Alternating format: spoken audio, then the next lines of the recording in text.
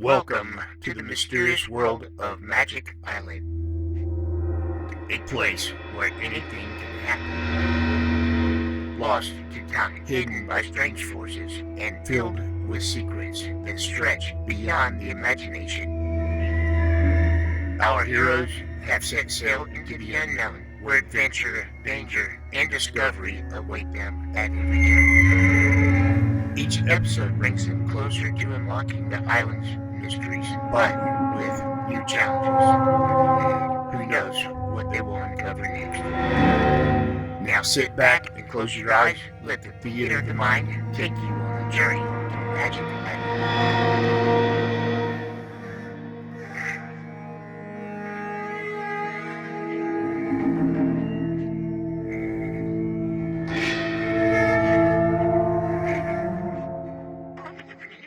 No matter how long and how hard any job seems to be, there's always a way to do it.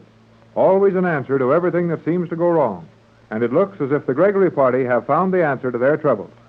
When Mrs. Gregory, her daughter Joan, Jerry Hall, and Captain Bradford were taken to the Euclidean city beneath the sea and given their freedom to roam through the city as they pleased, it proved that the freedom was mostly imaginary, as they are prisoners. Perhaps even more surely prisoners than they were on the Magic Island. The Euclidean city is built in 13 enormous natural caves under the ocean, the smallest of these rooms being a mile in diameter, and the largest nearly 2 miles across. The highest point in this weird city is 200 feet below the water, and escape has seemed impossible. Now, however, we find Jerry and Joan walking through one of the large caves, and they're mighty cheerful about something. But, Joan, are you sure G47 will keep his promise? I have told you repeatedly, Jerry, that G47 need not stoop to the practice of deceiving anyone. He is quite secure in Euclidia. Well, I guess that's right. He could let Tex work with those rocket ships all he wanted to, and still be mighty sure that there wasn't any danger of our stealing one of them. Captain Bradford is very clever, but even he would find it impossible to take a rocket ship out of these underwater caverns. Yeah, I guess he would. But if the Euclideans... Hey, where are we going? We are going to the transportation room, where we will be allowed to see all of the Euclidean methods of transportation. Okay, that's all I wanted to know. What were you about to say when you interrupted yourself? When I interrupted myself? Yes, Jerry, you were mentioning the Euclidean rocket ships and the impossibility of getting one of them out of this colony. Oh, yeah. Well, I was just thinking about how impossible that impossibility really is.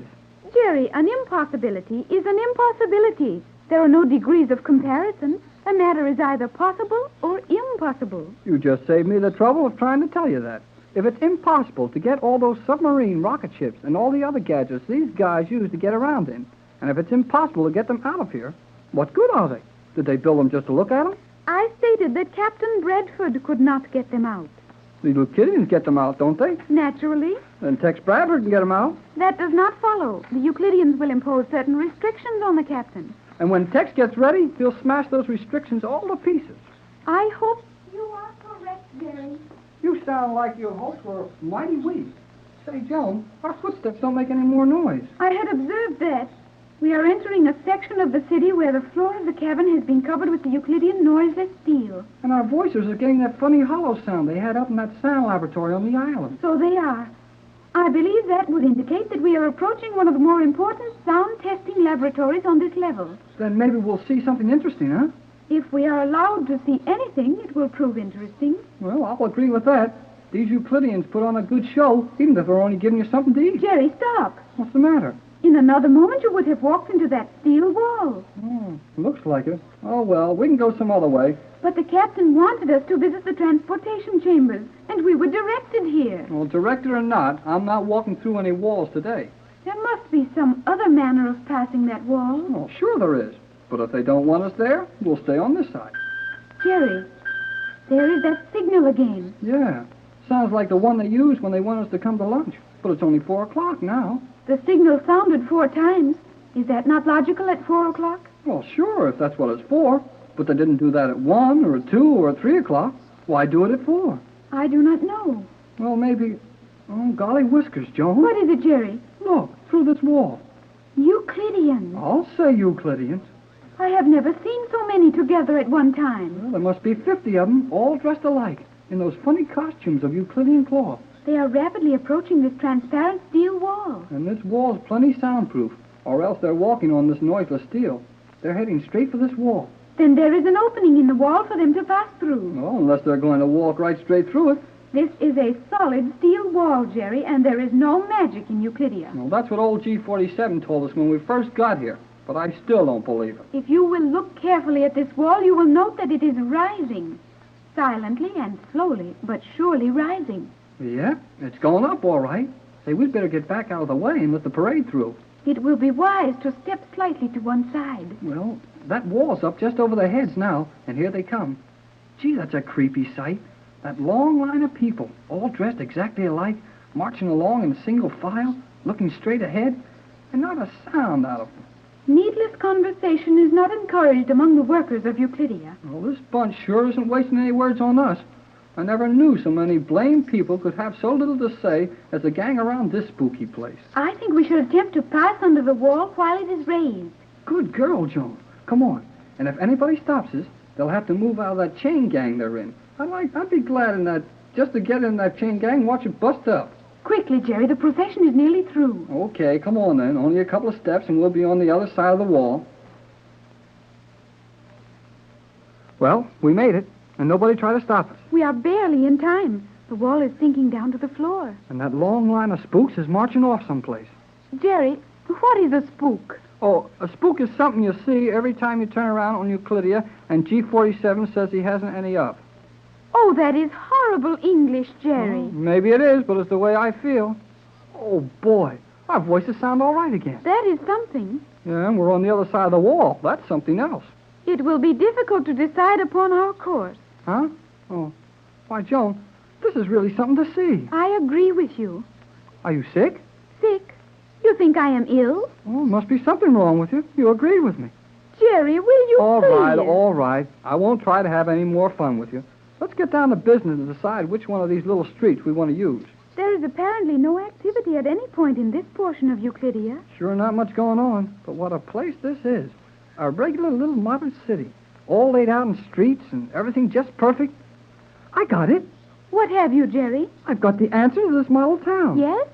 Oh, I'll bet the Euclideans are planning to start model towns like this when they take over the rest of the world. Well, that is possible. It is indeed a model of neatness. Well, I guess it won't do any harm to look in one of these windows. Wait, Jerry. Huh? As we are walking on this noiseless stone, do you not think we should give some indication of our presence before we attempt to peer into windows? Well, I suppose we ought to. Hello in there. Hello in there. Hello in there. Jerry, you are terribly noisy. Guess I'm not noisy enough, though. I didn't wake anyone yet. I'll try it again. Please do not. I think we may consider these buildings vacant and observe them as we choose. On the contrary, you would be very foolish to attempt to pry into the secrets of those buildings. Gee, the girl commander. Precisely. I am sorry if we have overstepped the privileges given us by G47. You have not done so as yet. No, then we won't. But where did you come from? The building you have just passed. My quarters are contained in that building. You were correct, Jerry. These are occupied. Indeed, they are. These buildings are the quarters of the various commanders. You are now in Transportation Sector Number 1. This entire block is occupied by submarine commanders. The adjacent street houses airplane pilots. Well, we don't want to stick our noses in any place we're not supposed to see, but G47 told us we could look at anything we get into. That is a point on which I must question you. How did you get into this sector? We just walked in. Through the steel separation wall? That wall was raised to allow a long column of workers to pass through. We entered as they passed out. So? Someone in the control tower is very careless. You must leave at once. What commander? Silence. You must leave at once. If you were found here, G47 would deprive you of all freedom and confine you to your quarters. Okay, Skipper. How do we get out? Follow me as rapidly as possible. I will personally allow you to pass through a private entrance in the rear of my quarters. Well, where will we be after we get there? I mean, what kind of a place will we be in? And how do we get from there back to our quarters? You will be in the agricultural chamber. You mean where the pigs and the chickens and the cows are? Precisely. You will be directly across the animal husbandry section from your own sector. But, Commander, how can that be? We have walked for miles, and we left that room at the beginning of our tour. The various caverns making up Euclidia form a rough circle You have nearly completed that circle? Golly whiskers, Joan. We've been walking in a circle. Precisely. Now I will open the door which will admit you to the agricultural section. Jerry, it is indeed the chamber in which we started our walk. It sure is. And is that the elevator to our quarters way over there on the other side? That is the elevator. One moment while I close this door. You need not trouble yourself to the extent of conducting us to our elevator. Silence, I have news for you. News for us. Precisely. Good or bad news? Your conduct will decide that. My opinion would be that you will, in all probability, utilize this news in a manner both foolish and dangerous. However, that is your privilege. Well, gee, you've got me all excited. What's the news? Your Captain Bradford is at this minute... Commander, What is the meaning of this interruption, Cleostra? I offer my apologies for that, but I was frightened by the thought that we might be overheard as you gave us this news. Yeah. What if somebody heard you telling us something you're not supposed to tell? Do not presume so far. What I am going to tell you is common knowledge among the Euclideans. However, we will not be overheard. This sector is normal in every respect. We are as safe as if we were speaking in an open plot of ground in your own world. Okay, Commander. What is it? Captain Bradford has been taken to the transportation laboratory, where we will see every device known to the Euclideans, including the rocket ships. We were aware of that. Here is something you were not aware of, and I think the one detail which G-47 has overlooked in guaranteeing your safe imprisonment here. Well, Captain Bradford has figured out a way to escape? Not as yet, but I would advise you to tell the captain this. Your homing pigeons may be found in the transportation laboratory. Jerry, those little homing pigeons. Oh, boy. If Tex can only figure how to get those pigeons up to the top of the water. Do not raise your voices, and do not discuss this with the captain in your quarters. Bring him to this section, where we are standing now, immediately after lunch tomorrow. I will meet you here, obviously by accident.